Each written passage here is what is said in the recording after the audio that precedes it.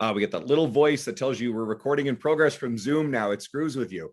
Welcome to episode number 43 of the Lift Free and Diet Hard podcast. I'm your host, Andrew Coates. And despite the fact that this podcast is a new format and there's 150 episodes of the old, Jordan Syatt is my first returning guest to the new format.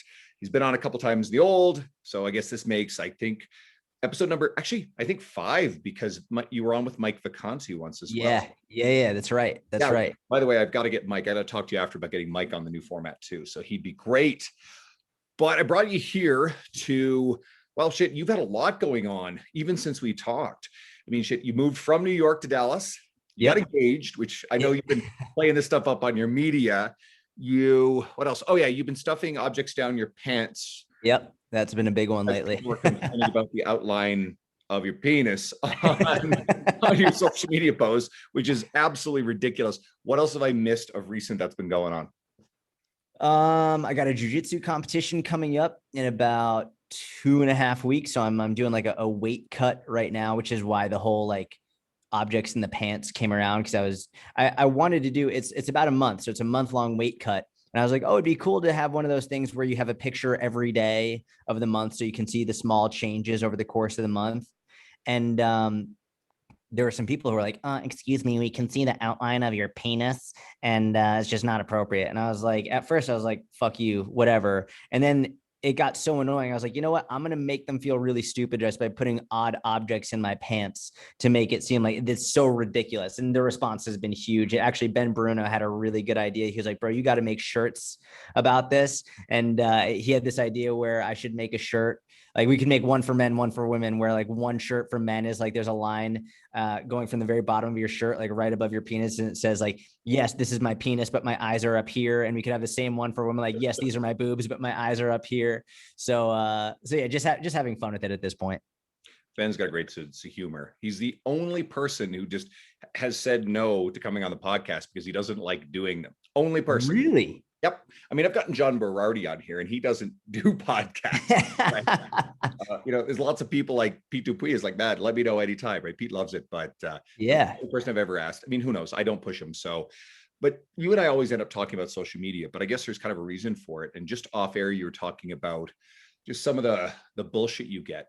When I think about our corner of the industry, I mean, we know there's, bodybuilders with, millions of followers or what have you.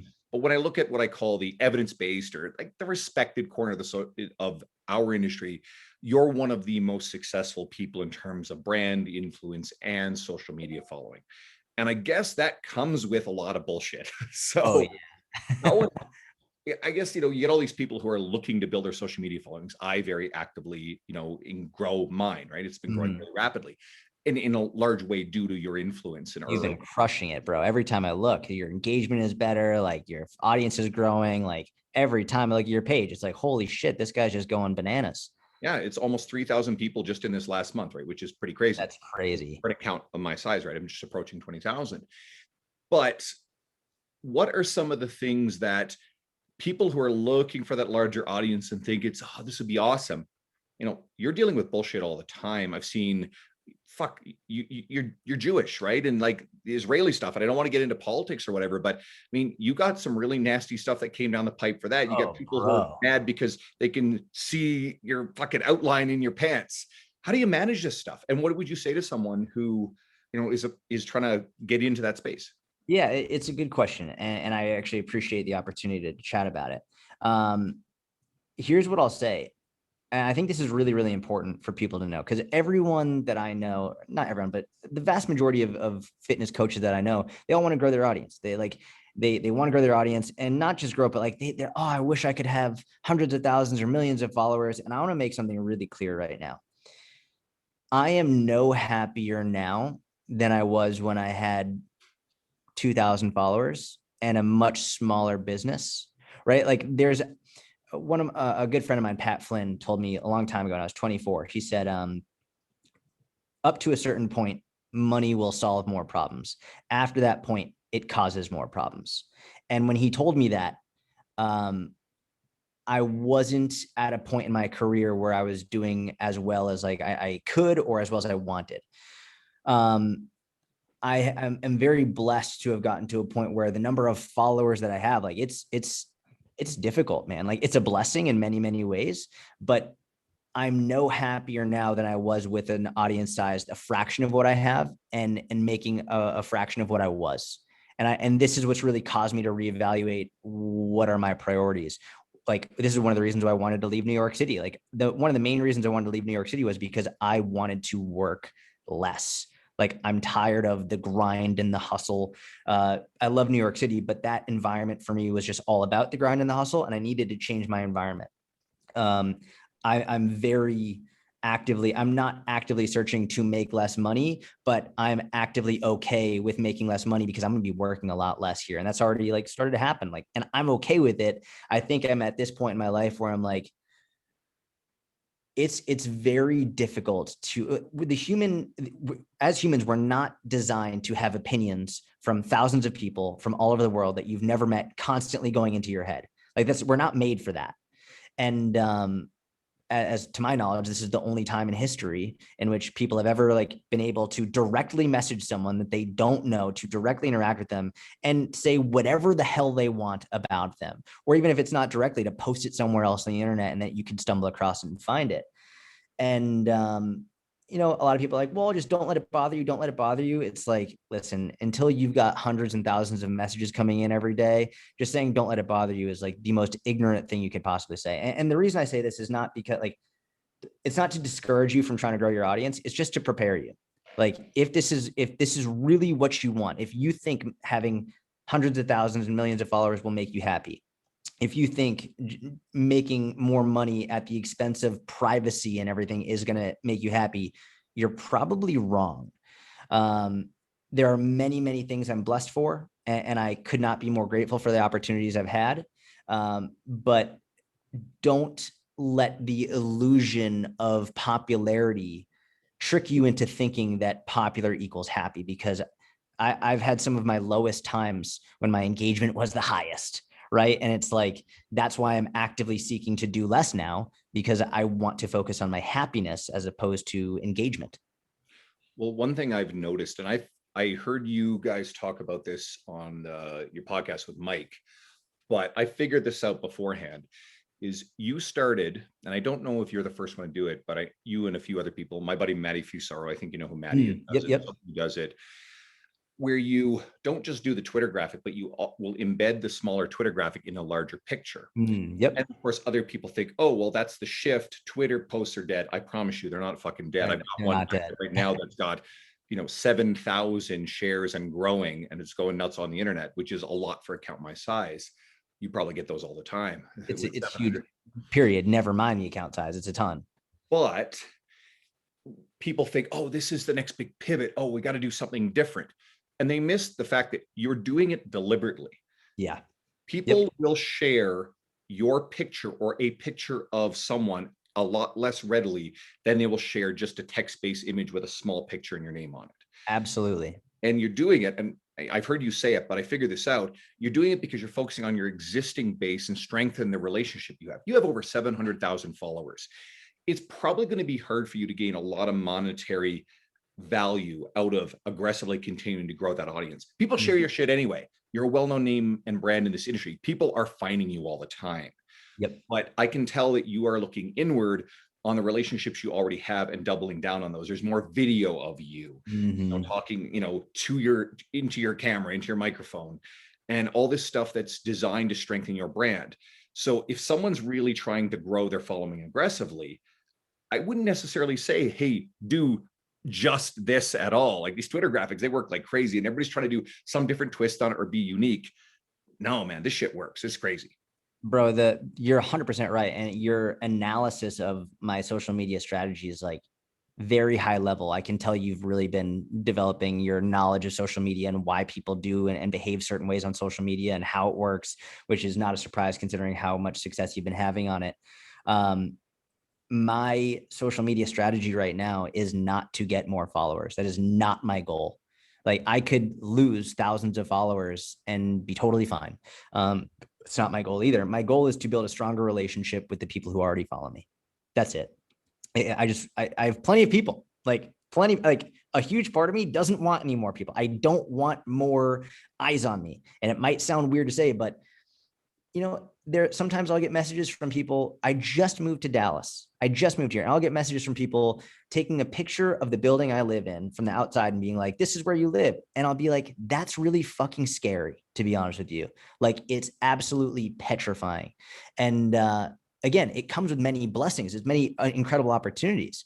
But the more I do it, I'm like, man, I swear I just want to move into the middle of nowhere and just be on my own. And I have nowhere near the audience size of some of these like super huge celebrities and people who are ultra famous. I can very easily see why they lose their mind. They go crazy. They've got paparazzi in their face waiting outside their homes. They've got tabloids, New York Times articles about them. It's like, I couldn't imagine. And I can see why people would like end their life because of the opinions of all these people who are just overwhelmed. Like they don't know them, they've never met them, and they're making a headline specifically about someone just to get more clicks without any idea of how that's actually going to affect that individual on a teeny tiny minuscule scale. I can see that now, and I'm like, bro, I'm out. I'll still share stuff. I'll still like, I love what I do. I love coaching people, but for the rat race of getting more followers, I'm out. I'm done with it. And different people arrive at that point differently. I mean, you still have a very active social media profile. Mike Vacanti, He's done. Like he doesn't even like, he's got I think it's something in the 30 to 40,000 range. And I don't think he's posted much with any consistency. And it makes sense as to why. I think you can also develop a lot of business strategies and sustainable revenue streams without it. I think a lot of people are caught up with the fact that social media in of itself is the end goal. Something that I think this is really important, and I've been trying to show people this, is if you do want to grow your social media in isolation doesn't do very much. You need a lot of what I've been calling career capital, long form social media content, which you talk about relentlessly. You've talked about this before you blew up your social media, and around roughly about 2017, infographic wave, you, Carter and Susan and everybody, you had been writing articles for years. I'm pretty sure you had podcasts that go back a little further than that. You have other forums. I'm pretty sure you run YouTube before that. I don't know the time exactly when you started. 2012 for YouTube. Yeah. 2011 for articles. Yeah. So you had already built a presence and a well-known brand name in the industry. You happen to leverage social media early and capitalize on it. We've got a lot of really smart, good people in the industry. You probably know who Chad Landers is, or I like him a lot. Mark Fisher. They're amazing people, right? They're super awesome. Smart and very nice guys. Yeah. But none of them, Robert Linkle, if you know who Robert is, none of them like jumped. Oh, he's great. He trains a lot of brand stuff around training older adults. The man is cool. He's a good friend of mine. Really awesome guy. He's in California. So these are all people who are reputable, really well-respected and successful people in our industry, but none of them put the time and effort into Instagram. So, you don't need it per se. Bring my point back around. I've been focusing on a whole bunch of things that were springboards for my Instagram growth. I've worked on writing like very, very good, being good at writing those short captions. I mean, that's essential part of it, right? And of course, the Twitter format does work. People share the hell out of it. But the fact that I've also been working on my actual writing and writing for T Nation for almost 3 years, and then getting on with Generation Iron and PTDC and some other stuff coming up, people see that and those are validating. The fact that there's a 4-year-long podcast that has its own strong audience, the fact that I have these relationships with people like you, and funny enough, because we still have never met in person one day. It was supposed to last year. You're going to be speaking at my event, but that got blown up. And we'll revisit that in the future. But, getting to sit down and meet a lot of really cool people like Mike Isertel, who shared a ton of my stuff. And, he just sent me a message before this. I'm having my website redeveloped. And like you, gave me a short quote endorsement, like that professional endorsement on my website. And that includes you and Jonathan Goodman and Christian Thibodeau and Danny Sugar, my editor from T Nation, and a few more really cool, reputable people. That's cool. It's all that capital that you build up over time that when people discover your social media, they're going, oh, what else is there? And then they dig into this stuff. Your YouTube. If someone is just doubling down on only social media, you do a pretty good job of it. Great, you can grow. But then people are like, all right, I like this person. What else do they have? And there's nothing. Yep. Some people don't even have a website. There's just nothing else. Bro, it blows my mind. Before you do anything, get a website. Like, use a free template from WordPress.org. that like just you gotta have a website because people are going to look you up and get some long form articles on there. Ideally, I would think that should be someone's main focus for the first 2 to 3 years. Coaching people in person and writing long form articles should be like, and this is for online coaching. If you want to be a great online coach, coach people in person and write long form articles should be the main focus for the first few years. And that's exactly the formula you built it upon, right? Yeah. So obviously I'm biased, but like, like I don't think going directly into online coaching without coaching people in person is smart or intelligent. Like there are pros and cons to both. I'll say this. I think in-person coaching is infinitely better for strength training and technique and all that. I think online coaching is infinitely better for nutrition and mindset coaching. I think there's a lot to be said for more frequent contact with people on a day-to-day basis. I think there's a lot to be said for taking the time to write out their thoughts and emotions and behaviors around food and what they're doing day to day, analyzing what's going on. When you're with someone for an hour in a gym, it's hard enough like to get the whole workout in sometimes, never mind also talk about nutrition and behavior and all of that. So I think there are pros and cons to both. But to get started, if you're at the beginning, like if you're not coaching people in person, you're not going to be as good of a coach as you could be. I wrote an article on this one for True Coach a while back because you didn't say what I'm going to turn around and kind of poke out a little bit. But we get this sort of gatekeeper attitude where people will make arbitrary statements is like, you need to train for 5 years in person, before you have earned the right to train online. I mean, first of all, that's bullshit. That's bullshit. Yeah. Gatekeeper stuff. And you're right. You're going to be infinitely better as an online coach if you have in-person experience. Mm-hmm. Given the events of the last year and a half, we also have to accept the reality that correct. There are trainers who were training for 6 months, or trainers just coming into the industry, and the only option was Zoom or online work.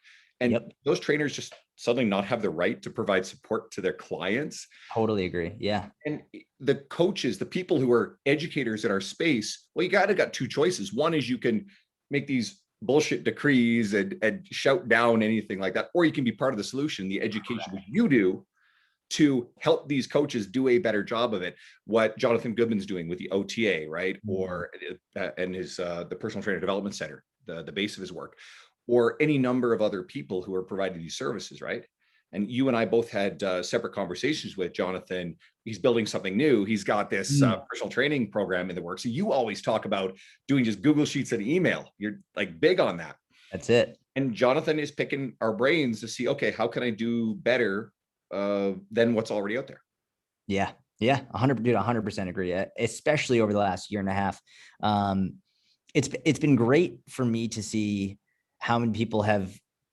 It's actually been really interesting. Instagram, there are pros and cons to it, but one of the best things I've seen come from it is how many people have developed a passion for fitness as a result of it.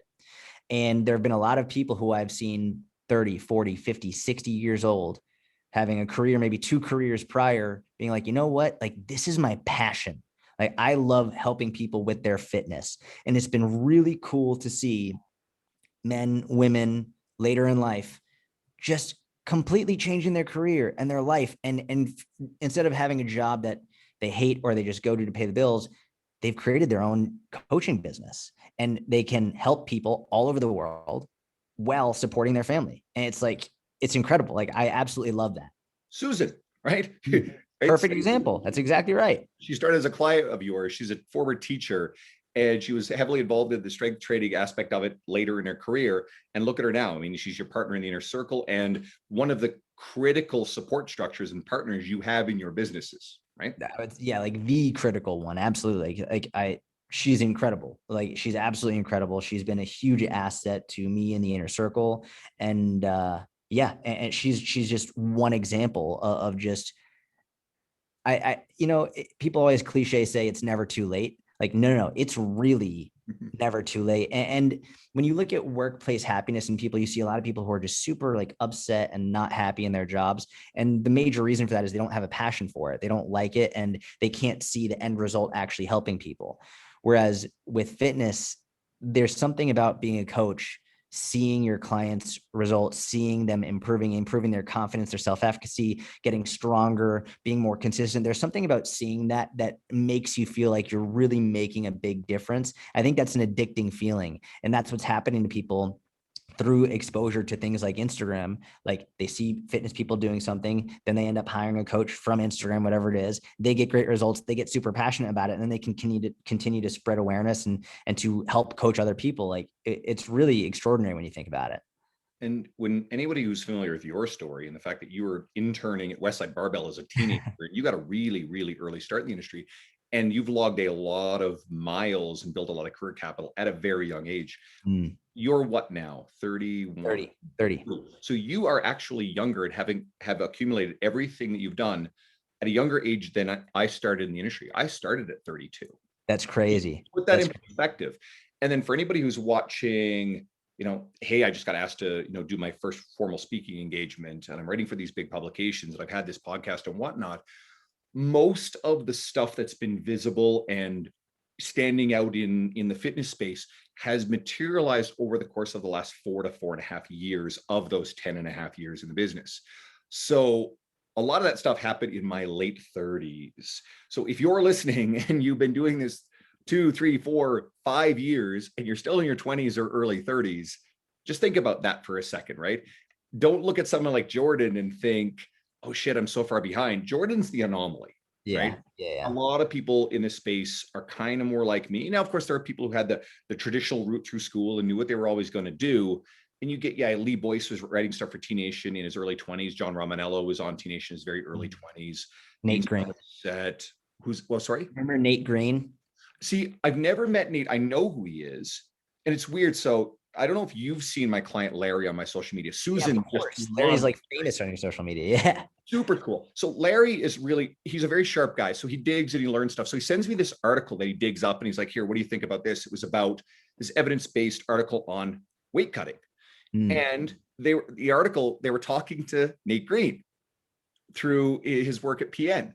That's and awesome. It mentioned John Berardi and Martin Rooney. So Larry's like, hey, what do you think of this? And he wasn't thinking, hey, aggressive weight loss. He's just the science behind it. I'm like, I've had Martin on the podcast. I've had John Berardi on the podcast. Nate Green is, a really credible guy. Doesn't have much of a social media footprint, kind of like what we were talking about before. I've spoken to him about it. I like him a lot. He purposefully distanced himself from it. And we've had brief conversations, and he's actually one of the reasons that was like got me thinking, man, maybe this is time for me to start sort of slipping away into the ether a little bit, because he's, as far as I know, he lives a very fulfilling life, a very fulfilling, very happy life. He sends emails every now and again. But yeah, I'm a huge Nate Green fan. He's really a wonderful guy. I need to dive into a bit more of his stuff because he's a reputable insider, I think is the way to look at it. I listened to an episode where Luca Hocevar had him on his Bigger Life podcast, which is, again, one of my favorites. Like, there's so many podcasts out there. I've got friends who do them, and there's really only 2 that I specifically make a point of listening to most of the time. It's yours with Mike, How to Become a Successful Personal Trainer. I don't even listen to the mini podcast. I listen to the other one, and Luca's. So this is something else I was going to ask too, because I saw you share, it was maybe a month and a bit ago, that your mini podcast was like number 1, number 2 in US. I looked, it was the same thing in Canada. It's doing super well. So how valuable have the podcasts been to your career?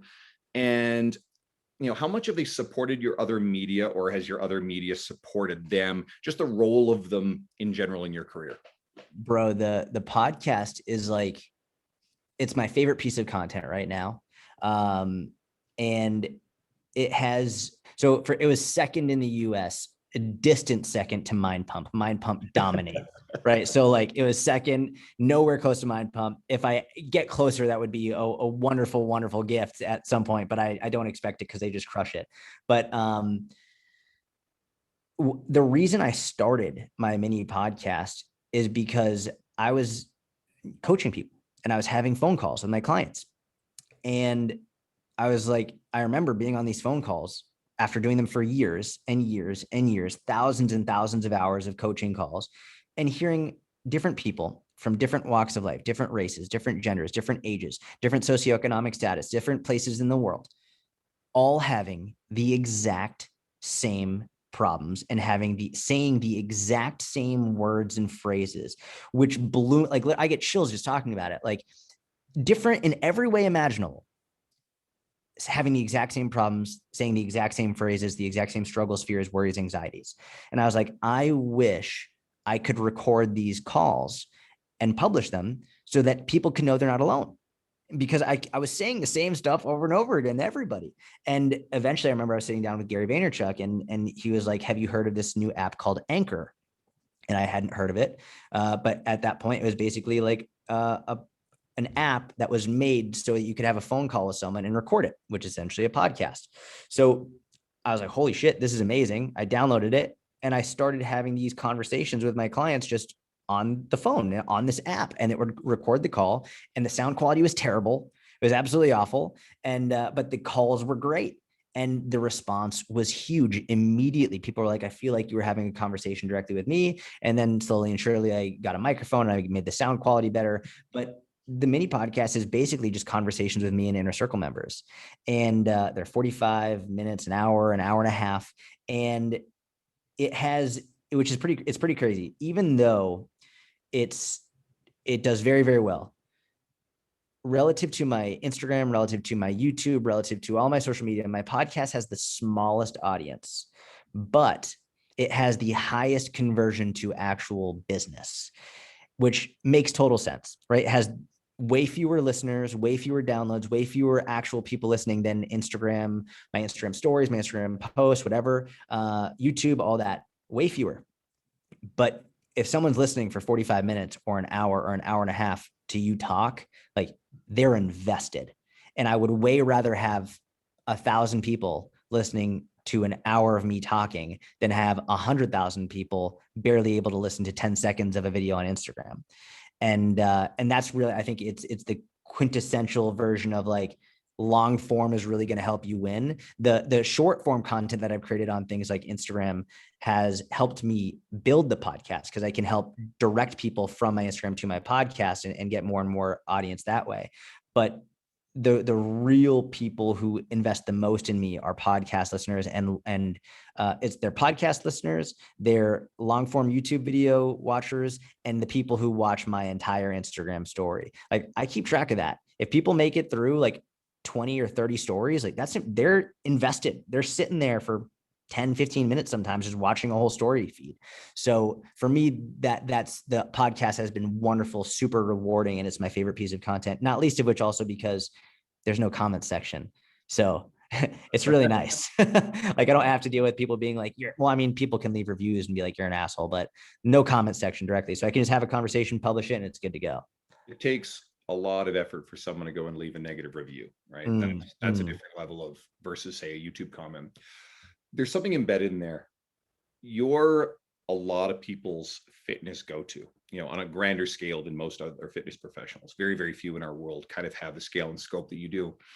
But I try to encourage, and my presentation at this event is going to at least touch on this topic, that even the trainer with, 200 followers, 2,000 followers, you have a group of people who you are their go-to fitness resource. You're the person that they most are interested in.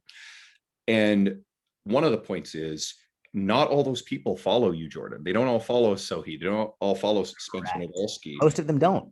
Most of them don't. That by you being afraid of what the trolls will say, or industry leaders, I'm going to come back to that one for a second. First of all, the industry leaders are too fucking busy to be paying attention. Correct. You've got a busy life. You're not spending as much time on social media. I'm impressed that you even have a grasp on what I've been doing with my media, because I don't expect it, right? I don't expect that you're going to take the time to do that. It means a lot that you do, but there's no expectation that anybody would. But get my train of thought back on here. If you are afraid of the negativity, which is on your scale, yeah, we were just talking about it, you get some. But on that scale, you're not going to get anywhere close to the kind of negativity relative to the positive effect you can have on people's lives. You are failing to serve the people that are really interested in hearing from you. So I want to nudge people into create more, share more. Oh, absolutely. Dude, the way I think of it is like every coach who's been in this for even a brief amount of time knows and has clients that was nervous to go to the gym because they were worried about someone making fun of them or not knowing what to do or getting negative feedback in the gym. And any coach, I don't know any coach, even like the worst of the worst coaches would still be like, get the fuck in the gym. Like, don't worry about it. Like, even if they give you negative feedback, you are improving yourself. You're going to let that person prevent you from getting in the gym and improving yourself and working out and all of that. It's the same thing with posting on social media. Like, you're going to let someone who might potentially say something negative prevent you from growing your business and helping people. It's insane.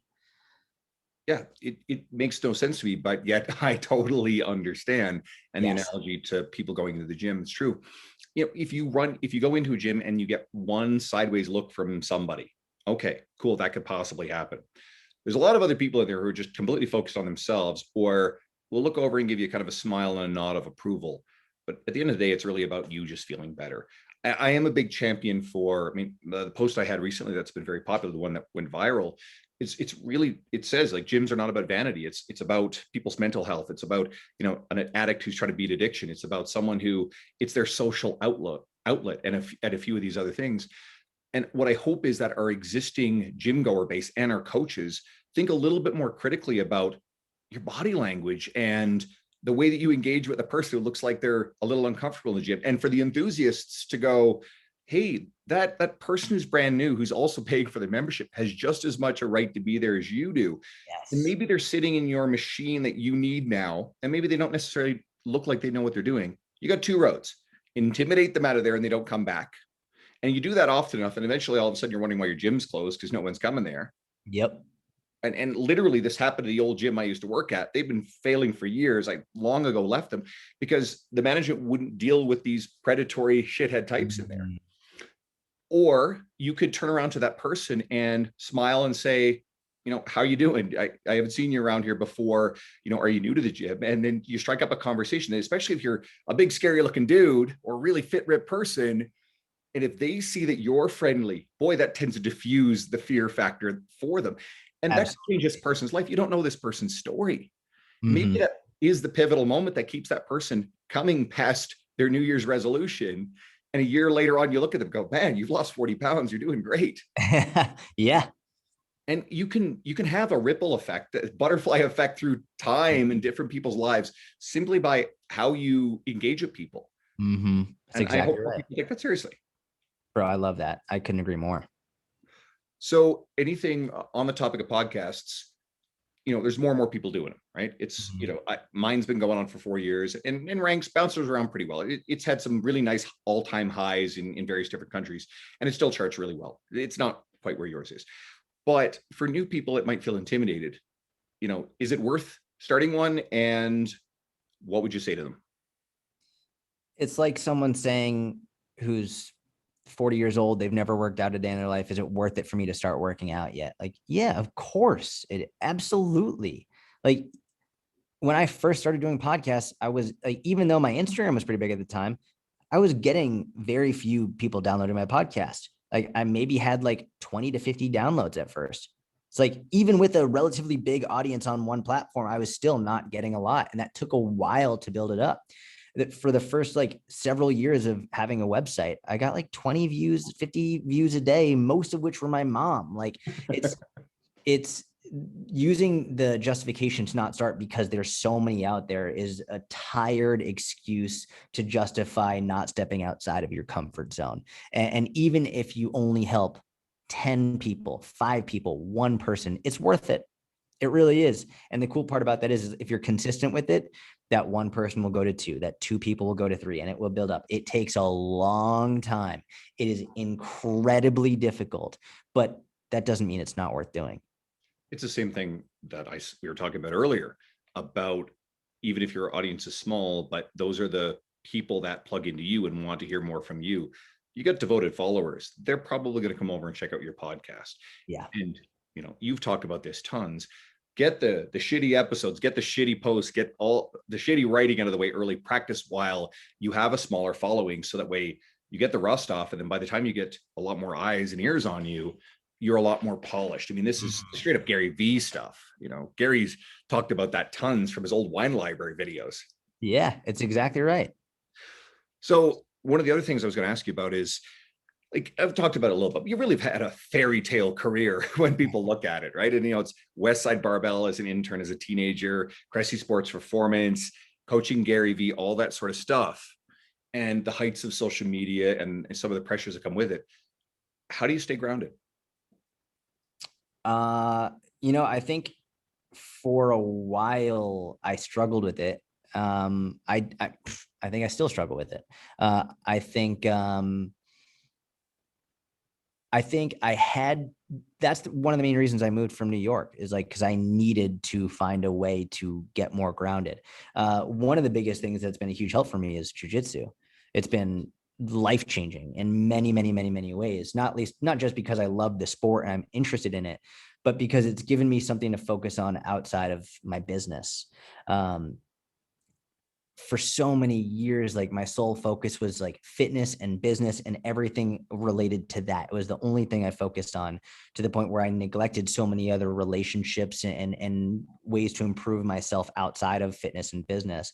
So I think if there's one way that I've been able to improve my balance and being grounded, is doing things outside of my general concept of fitness and business, and having interests outside of it.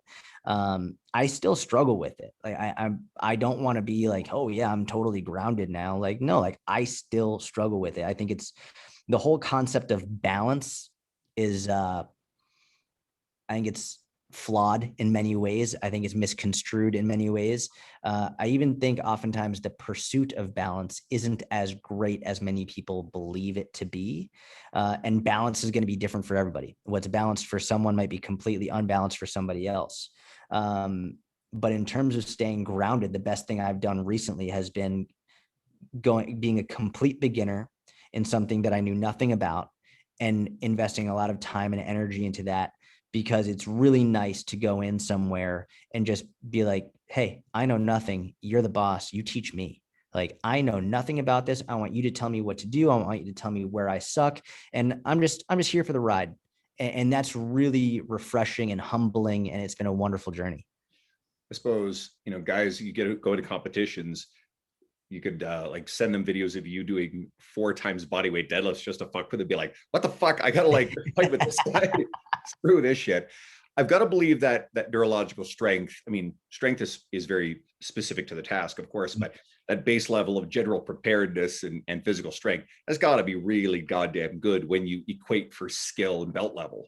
Yeah, especially for my body weight going up against other people my size. Um, there's a huge advantage on that front. But man, I've been tapped out by 14, 15-year-old women who are 115 pounds, who probably never deadlifted in their life. There's a young girl. I don't know her name. She goes to the classes that I go to a couple nights a week. And this girl's a savage, bro. Like, this girl, she's probably in like freshman year of high school. Her mother and father go with her to every class. And we're like, I'm a smaller guy, so the teacher will often pair us up together. This girl is a straight up fucking savage. Like, I pray for any dude who tries to mess with this girl. Like, unbelievable. And like, there's no way she can lift a lot of weight. Like, she's not like super strong, but she's so technical and she's so efficient with her movement and skill that she's a straight up killer. And yes, there's an advantage that I have when I go against other people who are skill level equated, just because I have the strength. But bro, even someone 2% better than me in skill, I'm done. Like, I'm just done. Just the skill beats the strength for sure. You mentioned something cool, and the efficiency with the skill, and this came up a lot in. I don't know if you've ever read Joel Jamieson's Love Ultimate Williams. MMA Conditioning. I found it semi recently. I loved it. I got Joel on the podcast. He was like Oh, two that's years awesome. ago. I met him in 2017, but didn't get to interact with him very much. But more Yeah, recently, I'm like, eight man, weeks out, right? 8 weeks yeah, out. Yeah. yeah, brilliant stuff that he does. So he talks a lot about the importance, and he doesn't teach it in the book. He's talking about energy systems. It's the best breakdown of energy systems I've ever seen anywhere. It Yeah. beats Ian's breakdown of energy systems. A Yes. lot of training applications that, while sort of specific to MMA, you can extrapolate into anything you need. But he talks about the importance of this efficiency of your skill, which like places less demand on your cardiovascular capability, which means that you have a lot more energy and you're not gassing out. Dude, that it's so well said. You articulated that perfectly. It's the best jujitsu guys, and I would imagine in all combat sports, but the best jujitsu guys. There's a saying in jujitsu: a black belt who gets tired is a blue belt. And it's like the belt system goes white, blue, purple, brown, black. So blue is like the second level. 99% of people who ever start never get to blue because they quit so early. It takes about a year and a half to 2 years or so to get your blue belt. And it's just really difficult to actually stay in long enough when you're getting smashed every day. But I always found an interesting phrase, a black belt who gets tired is a blue belt, because it just goes to show that once you get tired, no matter how much you know, your skill will drop. Your ability to be efficient with your movement decreases. And Joel Jamieson has done a remarkable job of educating around this. Another one who I think you'd love to have on your podcast is Mike Perry from Skill of Strength in Boston. He's a big trainer for a lot of the mixed martial arts fighters. He's actually a purple belt in jiu-jitsu. He was actually recently diagnosed with prostate cancer. He's like fighting through that like a beast. I'm a huge lover and supporter of him. And he has taught me a lot in terms of energy systems. And I think he has some really unique ideas in terms of how to program for mixed martial arts and jiu-jitsu and all of that. But it's when you go against a higher level fighter or grappler, the ease with which they do it is just mind-boggling. A lot of people say like, oh, how do you make your deadlifts look so smooth and so easy? How do you pull the slack out of the bar so quickly? Well, I've done it thousands and thousands and thousands of times. I've dedicated my life to deadlifting 4 times my body weight. That's how these athletes are with combat, which is such a unique skill, right? Like, what do you do? Like, you can deadlift a lot of weight. The bar is static. Like, it's not changing. It's not trying to choke you.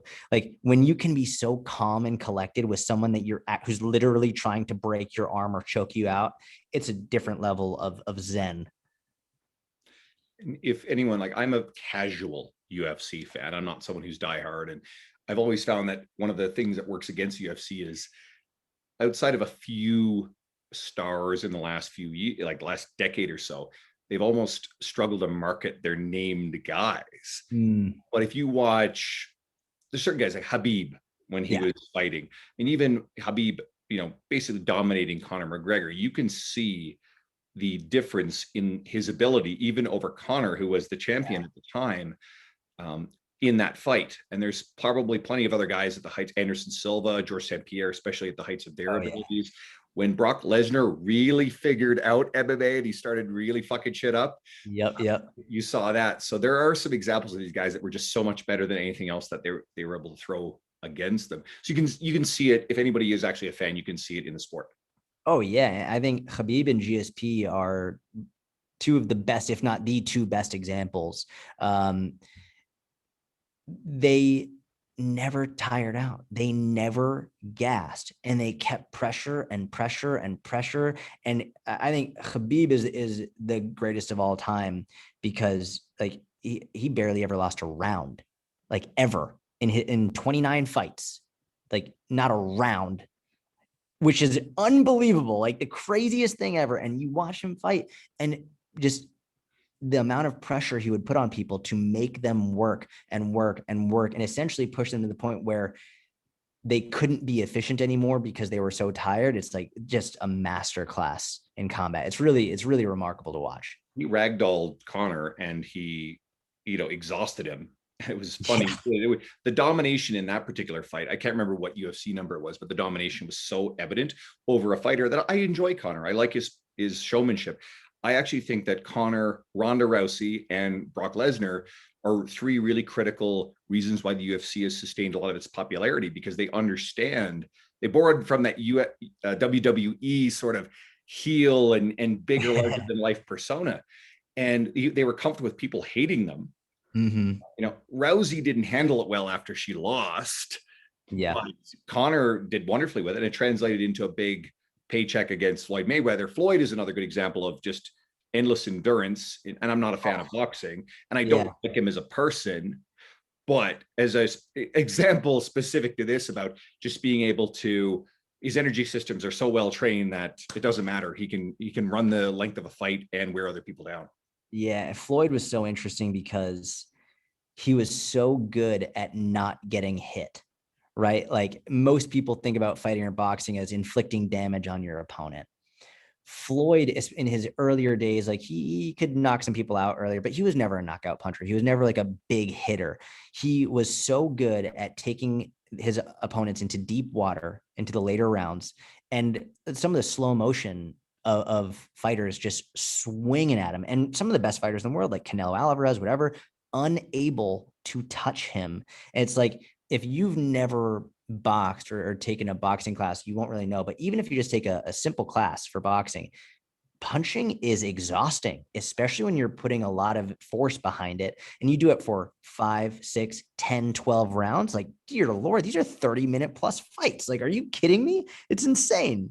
Well, this is explosive power and being able to do, explosive endurance over the course of an entire fight, right? Like, you have to have very, very well developed aerobic energy systems to sustain that, but you have to have very good anaerobic energy systems to replenish the ability to keep doing this stuff. Joel Jameson's book, I mean, I'm parroting it basically at this point. The book does a great job of it. So if anybody's interested in this stuff, go get that book. You can get it off of Amazon pretty easily. It's like, I don't know, 11 or 12 years old, but it opens the door to Joel's other resources. So I like some other people, and I thought it was just great. So anything else exciting coming up on the horizon? I've gone through all the stuff I prepared and I wanted to ask. So is there anything burning a hole in your mind? So I got the jiu-jitsu competition.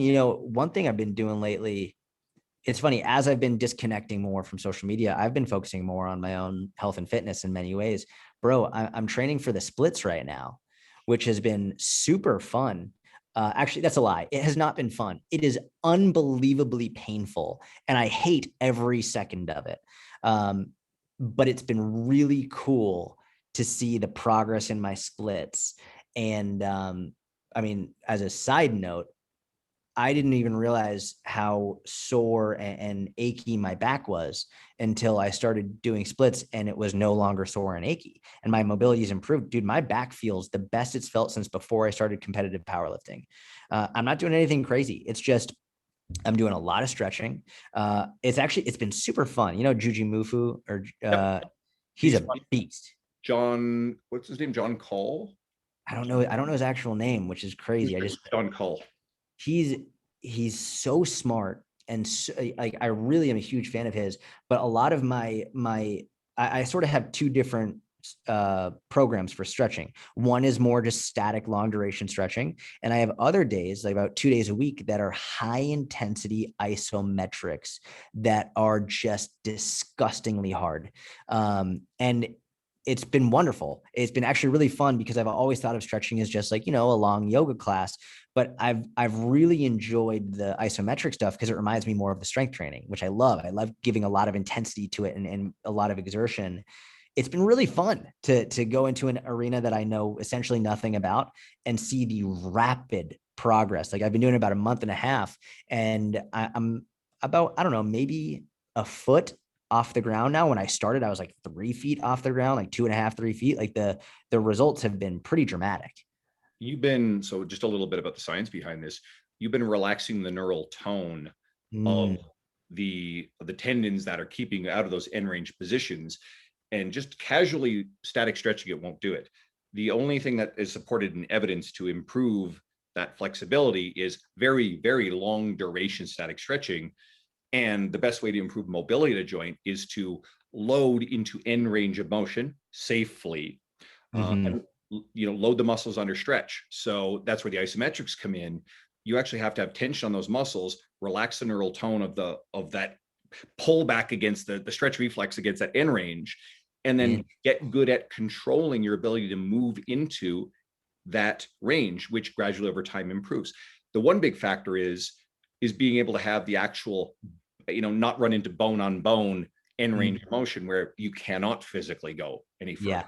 Yeah. I'm almost positive I'll be able to go full end range without bone on bone, because when I was a kid, I could do full splits. I know, like, body changes as you get older. I'm not sure about how much about bone structure, but when I'm working with this guy on Instagram, his name is Garrett Movement. Kid is a beast. I don't know if you've seen his page, bro. This kid is an absolute savage. One arm chin ups for reps, just one-handed handstands with the full split, just crazy strong, super sweet. He actually, he reminds me of myself when I was younger. He's like 21 years old, and just working so hard, and really putting effort out. So I love it and I respect it. Great coach, but it's been amazing to give this new skill a shot. And when I told him, I was like, listen, when I was younger, I could do a full split. He was like, oh, well, that's really good. Like, you'll probably be able to do it then. It's much better than like, if it's crazy how the skills you develop as a kid, if you develop a skill as a kid, it's so much easier to get back as an adult than if you never developed it at all. Did you talk to Dean Somerset about learning the splits at I any haven't. point? No. Go talk to Dean, because Okay. Dean, if I remember, he can do like, I don't know if they're called like front splits versus side splits or the technical. Yeah. So you're obviously going, I've seen you images of you like the Jean-Claude Van Damme. And by the way, done the way that they did in his movies, right? How he learned to do the splits. But Dean, I'm pretty sure, can do front splitting. And, if anybody's seen how Dean's built, Dean's a hefty dude, right? Yeah. So, but he's also the hip mobility guru of our space. So just go shoot him a text and tell him I told you to, and just ask him his thoughts. Yeah. Yeah. I remember, I'll never forget. I mean, I don't see his stuff pop up much anymore. I follow him. I don't see his stuff pop up much, but I'll forget when I was early on in the industry and like I was buying all of his stuff. Like, I love Dean. Like, he's super smart. I learned a lot from him over the years, but I always remember watching his Cossack shifts, like his Cossack squats to like a shift. And I was like, that guy's hip mobility is insane. I'm not surprised he could drop into the splits with that type of mobility. Yeah, he's not, I mean, I haven't talked to him about it directly, but because he's here in Edmonton, I haven't seen him in a little bit, but I notice he's not posting as much on his social media. And I get the sense that, not unlike yourself, he's taking a little bit of a step back from, I don't think he was ever a big, like, high volume social media guy in the first place. He always just did the underlying career capital thing, and his reputation and name just carried, and he just had a following. He's been writing articles for lots of publications for a very long time. Yeah. He's super busy with coaching. Him Yeah. and his wife, they're definitely like, I remember there's some stuff on his media recently about them going out in the mountains and hiking and doing other kinds of shit. And I know just Dean is really busy with in the trenches work with his clientele and all the stuff that I don't think he needs to go on social media, make a bunch of infographics, spend tons of hours on this stuff to build following. I think he's incredibly successful. He's very fulfilled. And I'm going to have to circle back around and have a chat with him about if it's even plausible for us to pull off, our conference this year, which I don't know, right? It's touch and go. Yeah, next year for sure. I mean, next year, if we lose 2 years of it, that sucks. It is what it is, but we'll do a really killer job and we'll see where the hell it goes. Yeah, I had to cancel. I was going to do my inner circle retreat this year, but we had to cancel that as well. So basically it looks like all of the seminars and conferences are going to have 2-year gap where they couldn't do it, but it'll be good. I think it'll be really nice to have that time away to make people appreciate it so much more when they do get back to it. That's been one of the silver linings through all of this, is doing things that used to just be everyday stuff are now going to be so much more. There's so much more appreciation and perspective for it. How long until people start taking it for granted again is what I want. Probably like 2 to 3 days. Do you have any speaking engagements coming up at all, or anything you want to do? So I had several. I was supposed to do one in Liverpool actually this coming weekend, but that got canceled because of restrictions. I was supposed to do one in Portugal in August, but that got canceled because of restrictions. So actually Luca Hocevar, he asked me to speak at his in this coming September, which I believe I'll be doing. I'm going. Let's go. Amazing. Amazing. All right. So I'll see you there. Right. I'm trying to think of some other ones. I think that's the only one on my calendar right now. I would like to keep it to at most one a month. Before I was going 2, 3 a month, sometimes more. And it was great, but dude, traveling is brutal. Like, traveling is really I did enough with Gary for a lifetime, but I'm just like, traveling really, it wrecks my schedule, wrecks my sleep schedule, my training schedule. It's just like, the more I'm getting old. I'm definitely getting old. I like being home. I really like being home, and at least being in the hometown, being within several miles of it. Like, like the whole process of packing and getting to the airport and I'm like, oh my God, I feel like I'm a curmudgeon now, but it is what it is. I know there's going to come a point, and I know this is probably literally part of your plan where you're just going to one day you're gone to Israel, and then that's it. Oh yeah, You bro. never leave. You're there, and that's game over, right? You just settle down there and just keep doing your thing. We were planning on moving to Israel. We were actually, that was I before we remember. moved to Dallas. We were like, all right, we're going to go to Israel, but the borders were closed due to COVID. And so, yeah, so we came here. And so depending on what happens over the next year, we very well might go there once our lease here is up. But well, so yeah, Israel is the one place for me where it's like, I'm totally fine not working, where it's like, I'm with family, I'm with friends, I can fully relax. It's the one place for me where as soon as I step off the plane, I'm like, I'm good. I don't need much to live. I don't need much to be happy. Like just being here feels like home. Oh, great. Well, I'm excited to know that you will be at Lucas. And Yeah. everybody Yeah. listening. So again, we've been hungry for events like this. Lucas is going to be, I think it's the weekend around, it's like September, something between the 23rd and the 27th, I think. Correct. I think it's September 23rd, I believe. I Yeah. think so. So yeah, I'm going to fly down because it's, pretty much a direct flight from Edmonton to Seattle. It's not too bad. Oh, yeah, And it's not then bad. I'm going down. So my friend Tim Arndt, I don't know if you know Tim. I remember, I know it's ARNDT, right? Yeah, that's right. I Yeah. remember I've interacted with him before. Must have been at least 5, 6, 7 years ago now. He was super, super nice. I haven't seen him in years, but like he was always a very nice guy. Great guy. I met him in 2017 at the Fitness Summit in Kansas City. That's where I met like a shit ton of people. First time I met Pete Dupuis and Brett Contreras and Spencer Nadolski and Sohi and like fuck tons of people. It was awesome. Like I that's why I push these things so much. Like, and then I went to Luca's event later that year, and then I met Luca and I met, God, who else was there? Well, Mark Fisher and Pete Dupuis were there again. I met Brett Bartholomew and Martin Rooney, and again it goes on, right? Sam Pogue, who's fucking cool as hell. But with Tim, I met him there, and then he had an event the next year. So I'm like, fuck it, I'm gonna go down to this. And James Krieger was presenting, Brad Dieter, Chad Landers was there, and on and on. So that was super fucking amazing. I went back the next year. He had a great lineup, and I couldn't go last year, never happened. And then this year he's doing it. I'm like, I'm hungry for something. I want to go to one of these things. Yeah. And as it turns out, Greg Knuckles couldn't go. And he's like, man, and I was trying to get him Luca to see if Luca could pop over, but he's busy that weekend because he's just like an hour away. Yeah. It's like, dude, no, I want you to do it. I'm like, all right, fuck it. Let's do this thing, right? And I said, if anybody's in this position, I knew eventually, given all the other media stuff, that someone eventually was going to be like, hey, man, I want you to present at this conference. And, I've done the MC thing, but this is a little bit different. It's intimidating. I'm like, fuck it, I'll be fine. So I told myself I would accept without question. I love that. I'm like, oh, now I'm committed. So now I got to do this. So I'll prepare best I can. What are you going to talk about?